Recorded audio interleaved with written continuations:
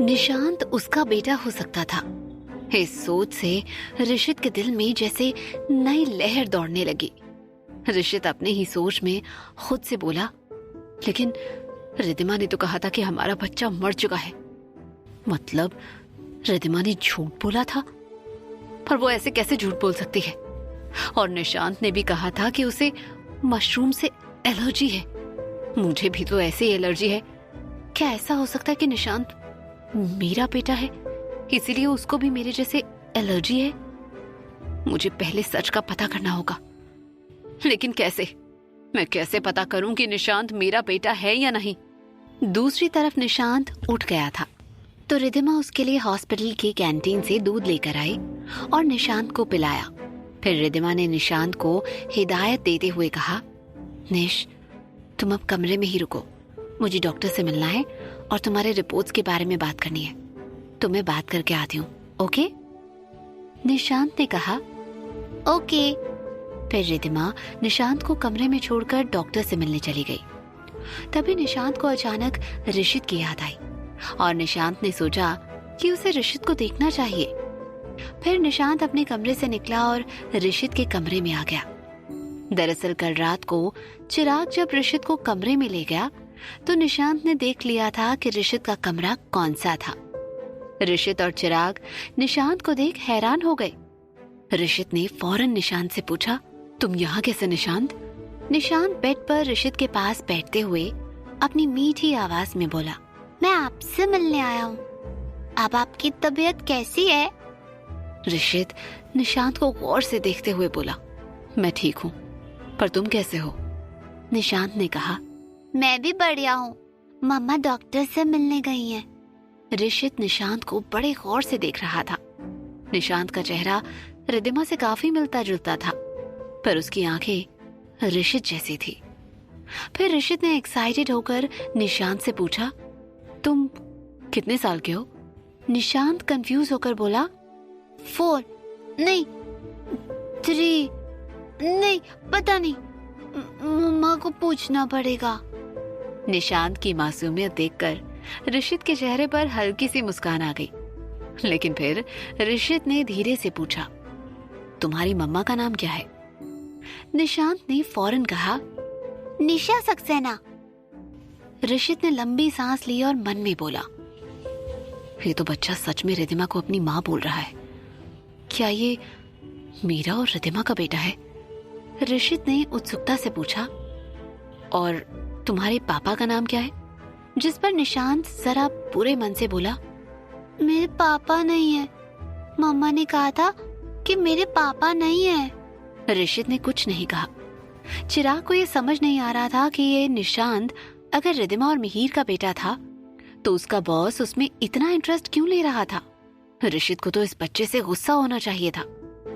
ऋषित कुछ बोलने वाला था कि तभी निशांत ने कहा, अच्छा मैं जा रहा हूँ, वरना मम्मा फिर से परेशान हो जाएंगी। दूसरी तरफ रिद्धिमा डॉक्टर के कैबिन में आई हुई थी। डॉक्टर के सामने रखी चेयर पर बैठते हुए रिद्धिमा ने पूछा, डॉक्टर, निशांत के रिपोर्ट्स आ गए? सब ठीक है ना? डॉक्टर ने मुस्कुराते हुए कहा, बिल्कुल सब ठीक है, सारे रिपोर्ट्स नॉर्मल आए हैं। बस मैं आपसे कुछ कहना चाहता हूँ। रिद्धिमा ने चैन की सांस ली, ये सोचकर कि निशांत की रिपोर्ट्स नॉर्मल थे, और फिर धीरे से मुस्कुराते हुए रिद्धिमा ने कहा, जी कहिए ना डॉक्टर। डॉक्टर ने कहा, आपने बताया था कि आप कहीं गई हुई थी, इस वजह से निशांत आपको बहुत ज्यादा मिस कर रहा था और फिर वो बीमार पड़ गया। ये सुनकर रिद्धिमा बोली, जी डॉक्टर, काम के सिलसिले में मुझे मुंबई में रुकना पड़ा था, लेकिन मैं हर रोज निशांत से फोन पर बात करती थी, लेकिन वो इससे पहले कभी भी मुझसे दूर नहीं रहा है, तो शायद इसी वजह से वो मुझे बहुत मिस कर रहा था और बीमार पड़ गया। जिस पर डॉक्टर रिद्धिमा को समझाते हुए बोले, मैं समझ सकता हूँ कि आपका काम जरूरी होगा, पर मुझे लगता है निशांत को सबसे ज्यादा आपकी जरूरत है। बच्चे किसी पौधे की तरह होते हैं रिद्धिमा जी, उन्हें प्यार, अपनापन और वक्त देने की सबसे ज्यादा जरूरत होती है, और खास करके तब जब बच्चे छोटे हों। ऐसे वक्त में वो पूरी तरह अपने माँ बाप पे निर्भर होते हैं, और इसीलिए उनके लिए सबसे ज्यादा माँ बाप का साथ जरूरी होता है। ये सुनकर रिद्धिमा को बहुत बुरा लगा। रिद्धिमा ने बस हाँ में सर हिलाते हुए कहा, जी डॉक्टर, रिद्धिमा डॉक्टर से बात करके उनकी कैबिन से बाहर आई। रिद्धिमा को ये सोचकर बहुत बुरा लग रहा था कि वो निशांत को वक्त नहीं दे पा रही थी, उसका ध्यान ठीक से नहीं रख पा रही थी।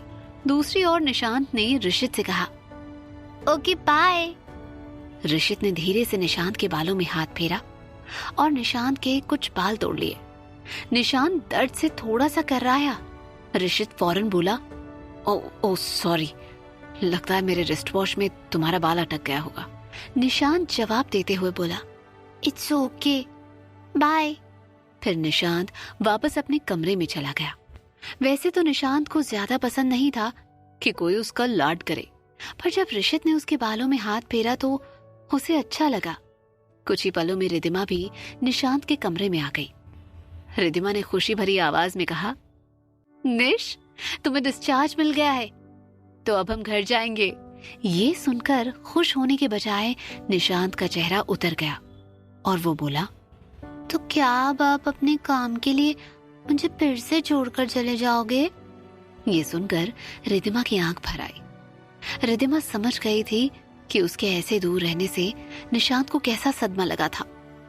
निशांत को गले से लगाते हुए रिद्धिमा बोली, नहीं बेटा, मम्मा आपको छोड़कर कहीं नहीं जाएगी, अपनी बेबी के पास ही रहेगी। अब चलो घर चलते हैं, मिहिर और सुधा माँ हमारा इंतजार कर रहे होंगे। निशांत भी ये सुनकर खुश हो गया और रिद्धिमा के गले लग गया। निशांत के डिस्चार्ज के प्रोसीजर करके रिद्धिमा निशांत को मिहिर के दूसरे फ्लैट पर ले गई। निशांत घर जाने की और उसकी माँ अब उसके पास रुकने वाली है, इस खुशी में रिद्धिमा को ये बात बताना भूल ही गया था कि वो उसी इंसान से हॉस्पिटल में मिला था जिसने उसे लिफ्ट दी थी। इधर ऋषित के कमरे में ऋषित निशांत के बाल चिराग के हाथों में देते हुए बोला, इसे सील बैग में रखो। चिराग को ये सब अजीब लग रहा था, पर चिराग ने वही किया जो ऋषित कह रहा था। तभी ऋषित ने धीमे से कहा, और अब ये बाल डीएनए टेस्ट के लिए भेजो और मेरे डीएनए के साथ उसे मैच करवाओ, फिर रिजल्ट क्या आता है मुझे आकर बताओ। चिराग ये सुनकर शॉक्ड हो गया। अचानक उसे एहसास हुआ कि ऋषित के दिमाग में क्या चल रहा था। हैरानी से उसने ऋषित से पूछा, सर, क्या आपको लगता है कि निशांत आपका बेटा है? ऋषित ने चिराग की तरफ देखते हुए कहा, हाँ, मुझे शक है। वैसे सच क्या है ये टेस्ट रिजल्ट आने के बाद ही पता चलेगा। चिराग फौरन काम पर लग गया। जब थोड़ी देर बाद चिराग वापस आया तो उसने ऋषित से कहा, सर, आपके और निशांत के सैंपल टेस्ट के लिए भिजवा दिए हैं, कल शाम तक रिपोर्ट आ जाएगी। ऋषित ने बस ओके में सर हिलाया। तभी फिर से चिराग बोला, सर, वो रिद्धिमा मैडम निशांत का डिस्चार्ज करवाकर हॉस्पिटल से अभी निकली हैं। ऋषित ने भौहें चढ़ाते हुए कहा, उसका पीछा करो और उस पर नजर रखो, और सुधा और मिहिर सक्सेना के बारे में मुझे सारी इंफॉर्मेशन चाहिए। चिराग ने कुछ लोगों को इस काम पर लगा दिया। थोड़ी देर में डॉक्टर ऋषित को चेक करने आए। डॉक्टर ने स्ट्रेस ना लेने को कहकर उसे डिस्चार्ज कर दिया। फिर ऋषित अपने पेंट हाउस में आ गया। दूसरी तरफ रिद्धिमा निशांत के साथ मिहिर के फ्लैट पर पहुंच चुकी थी। निशांत को दवाई देकर सुलाने के बाद रिद्धिमा अपनी परेशानी मिहिर और सुधा को बताते हुए बोली, मुझे समझ नहीं आ रहा कि मैं क्या करूं। जिस पर सुधा उसे हौसला देते हुए बोली, तुम फिक्र मत करो, सब ठीक हो जाएगा। और फिर तुमने ही कहा था ना कि ऋषित अब तुम्हारे पीछे नहीं आएगा, और फिर इस फ्लैट के बारे में उसे कभी पता नहीं चलेगा। तभी रिद्धिमा ने परेशान होते हुए कहा, हाँ, मुझे लग रहा है कि ऋषित अब मेरे पीछे नहीं आएगा, पर फिर भी चांस नहीं ले सकते हम। मिहिर ने कुछ सोचकर सुझाव देते हुए कहा, एक काम करते हैं, कुछ दिनों के लिए हम पुणे चले जाते हैं। ये सुनकर रिद्धिमा ने हामी भरते हुए कहा, हाँ, यही ठीक रहेगा, मैं पापा से बात कर लेती हूँ। और मिहिर बोला, मैं पुणे में रहने के लिए कुछ इंतजाम भी देखता हूँ। रिद्धिमा ने बस ओके में सर हिलाया और फिर अपने पापा को फोन करने लगी। क्या डीएनए रिपोर्ट से सच सामने आ जाएगा, या फिर रिद्धिमा ऋषित से भागने में कामयाब हो जाएगी? जानने के लिए सुनिए क्यों दर्द है इतना इश्क में, सिर्फ पॉकेट एफएम पर।